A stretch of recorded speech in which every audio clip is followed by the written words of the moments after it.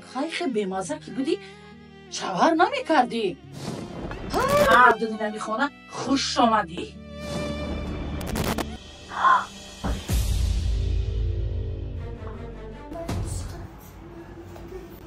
رجب علی ایبرانی.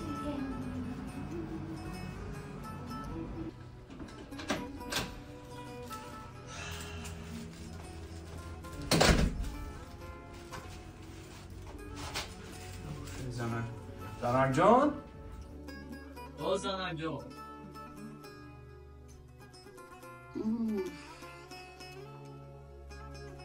زنک جان. زنک جان نبی؟ او زنک جان. لبای. السلام. سلام زنک جان. چیو داری؟ نقد رحمت. نقد رفت آمدید. خدا را شکر. بیادید. خسته نشدی آخه؟ نه رحمت. کاراتون چی شد؟ خدا را شکر. کارا بهترین زنم. با روزی که ما یکجا شدیم و زندگی مستقلانه قدم گذاشتیم با کارام بهترین خوبترین شدم. مقصد نه خستگی را حس میکنم، نه موندگی را حس میکنم، نه دشواری کار را حس میکنم. خیلی که زنک وقتی میام یک خنده خودت، یک سخن خوبت، یک مهر و محبت خودت، همه درد، همه گفتی همون گپ مشکلی کارا برطرف میکنم. زنده باش زنک جان. یگون چای گرمه، یگون آب خنک کردی بیا. حاضر. ای زنک. هزاران بار شکرانه پروردگار برای بدنت. پدرش یک بار خدا رحمتش کنه یک بار زنک جان نگفت. اینا بین ایمه شدگی زنک جان. ایسو نمیکشمی. میگه زنک جان انشان میتیم به دقیقی و زنک جانت.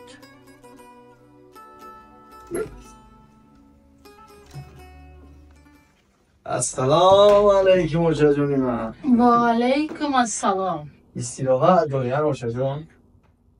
خیلی دیگه چیکار کنیم استراحت میکنیم؟ خداوند خطر داده اوخی اوچا. کلین هست، کلین همهاش خدمت میکنه اوچا. گفتی هم گپا فقط جای شما چیه اوچا؟ اینجا شده استراحت کردن، کلین فرمان دادن. وظیفه کلین چیه اوچا جون؟ برای شما خدمت کردن. خدمت کردی سه اوخی اوچا؟ کلین چه خدمت کرده؟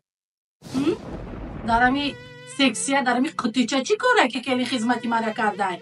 همی یا پلیساز کتی فیس کرده، یا آوا که گرم کتی دو کاسه ترق کرده، دو لباسی مرا در دوری همو автомат انداخته برو آواره خدمت کرده.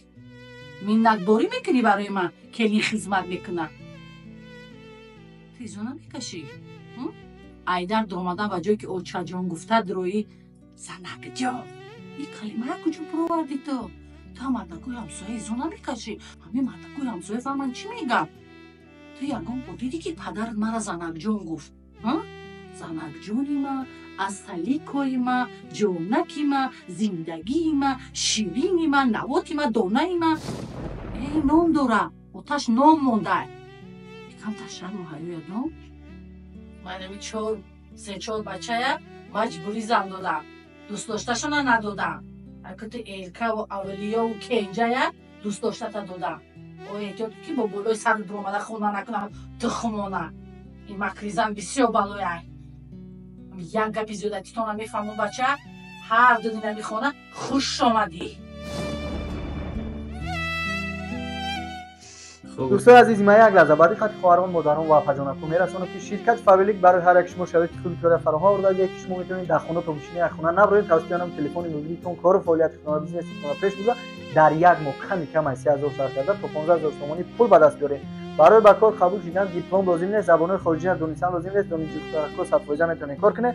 اپایی که در کارخانه‌های دولتی کار میکنید شما هم 100% میتونید کار کنید. فقط در یک روز 2 ساعت 3 ساعت ماکسیمم وقتتون صرف میکنید و صاحب مبلغ‌های کلان میشید. برای همین برای بکار قبول شدن من شما را توصیه میکنم اپای شمسی بانو زمان‌های دایرکتور شرکت فابریک. همین اپاجانی من 1.5-2 سال میشه در شرکت فابریک کار میکنم. معاش همین اپاجانی ما حدود 15000 تومانی بالا است. برای کار یاد گرفتن میتونید واتساپ اپاجان را بنویسید، مراجعت کنید و برای نوشتنتون 500 روبل یعنی 70 میشه 60 میشه توفیق میده. این چونی در شرکت فابریک کار کردن یعنی که شما روزی حرکت میکنید، دو سه کار میکنید، دایرکتور میشین. برای دایرکتور شدنتون شما را 20,000 تومانی از جانب شرکت تحفه میتن. این چونین یک چاله کیلو از جانب دفعه شمسیه تحفه میگیرید و غیر تحفه وقتی که شما مثلا فرزنددار میشین برای فرزنددار شدنتون 10,800 تومان دیگه از جانب شرکت تحفه میگیره و هر ماه یعنی که معاشای خوب به دست میارید. برای همین حرکت کنین اپای شمسیه جان در واتساپش اینومی همین دوزارک ما دیوالی درون مراجعه کنین. اپای ما همه کارا به پول شما را یاد میکنم. من 70 تومان دیگه را بود کارتاتون میگذارم که خرسان چیزه کارا پیش بریم. یک گپی زیادتیتون هم میفهمون بچه هر دو دینه میخونه خوش آمدی. خب اوچه چیزی که شما میگه اوچه هم اوچه جان ما با اجازه شما برامه یکم ترک کار دارم. مالی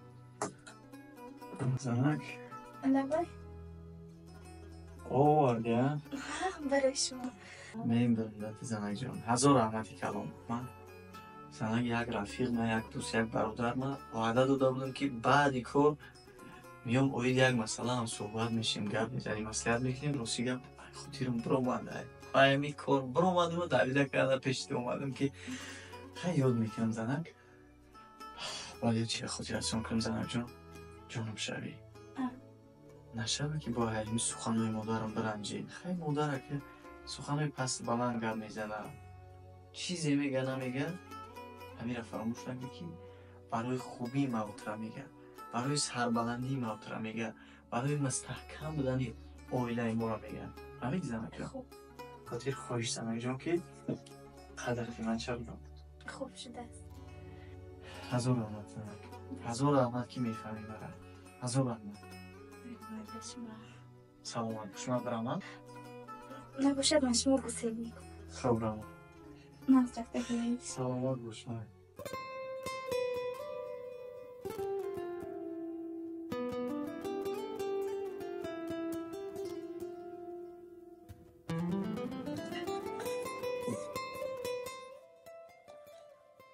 ای زنک گفتم تو برو بخیر بکار نمیشین یا باید همین باید بمیریم بجیم بیام.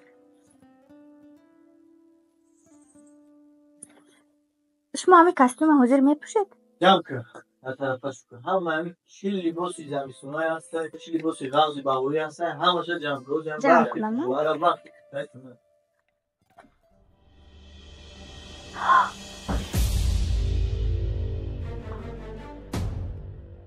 زنک چی شد بخیره؟ اوی چی گردم آخی زنک دارو تو بردم خوردی همون دارو برست سری وقت راسته از جدام برامد. زنک انمی ما یه عادتی بزیب داریم که انمی قدر کاره ها انمی خم میکنی گفتم که سری وقت همون دارو را بخ میخورم بیا بشی بیا این حالی رفته کاسته بغشتم در کن کاسه و طبق زر باید سلامتی حاضر میگذارد اخراج خالم شما بیون کاسته بغم نشده هم کاسه و طبق شده من میرم ایشون برد در کردش یک گردن برد بشی دم بگی یکم ترک اوزو چه یکم ترک سرد بده این شما کاسته بغ نشد من خودم به شما خود میگذارد دارو میخورم میگذارد تمام. ای زنک بسیم که وقتی کاسه و طبق نیسته سلامتی را نگاه کردن در کار سلامتی مهمه بیا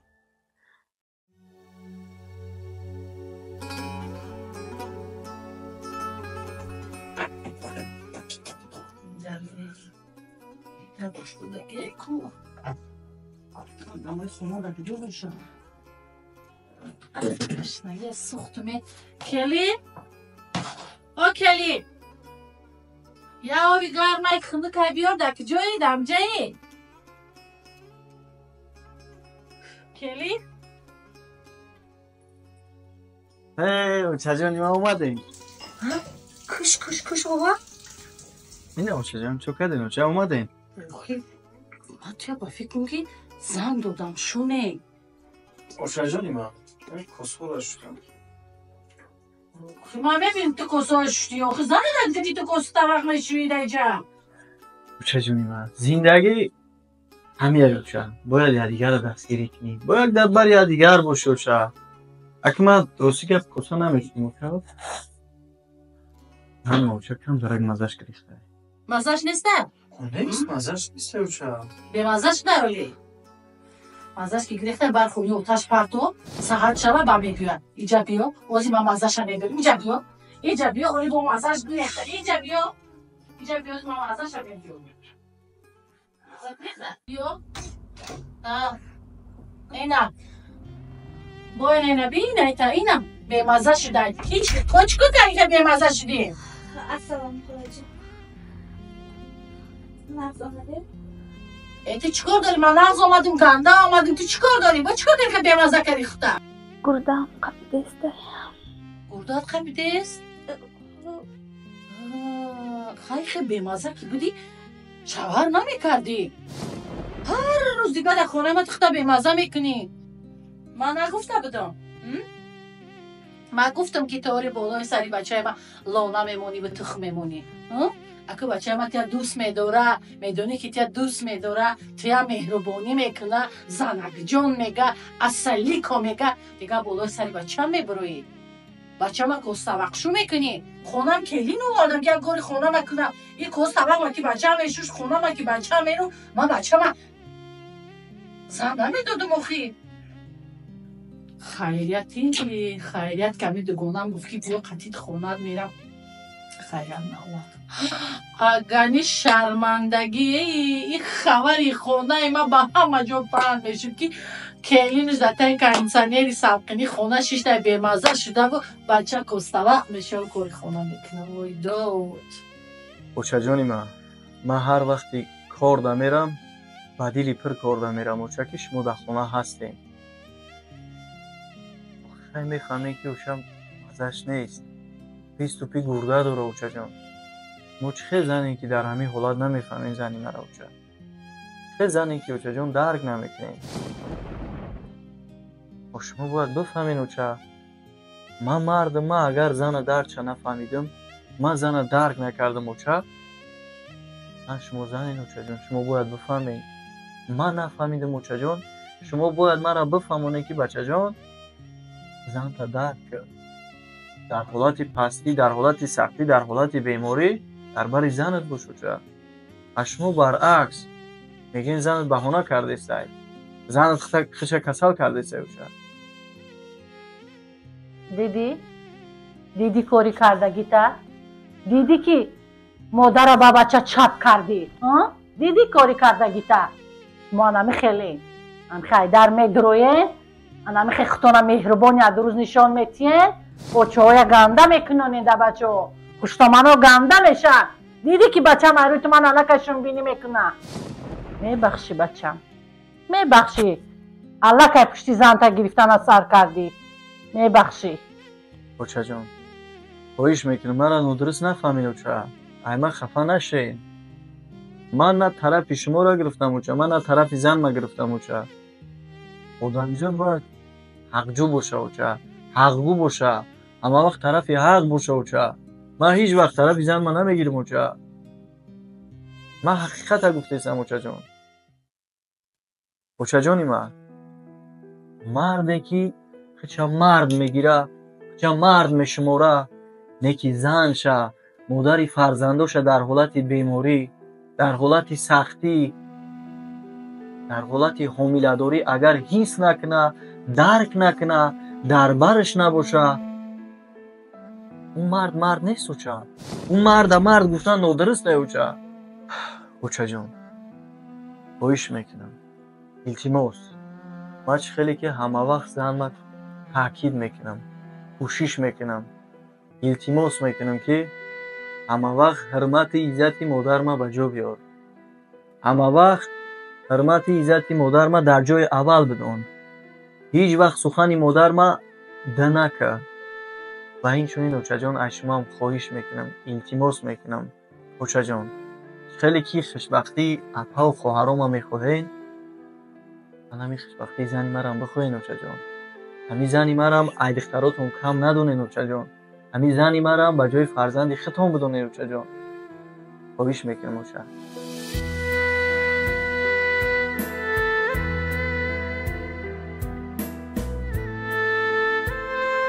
رجب علی ایبرونی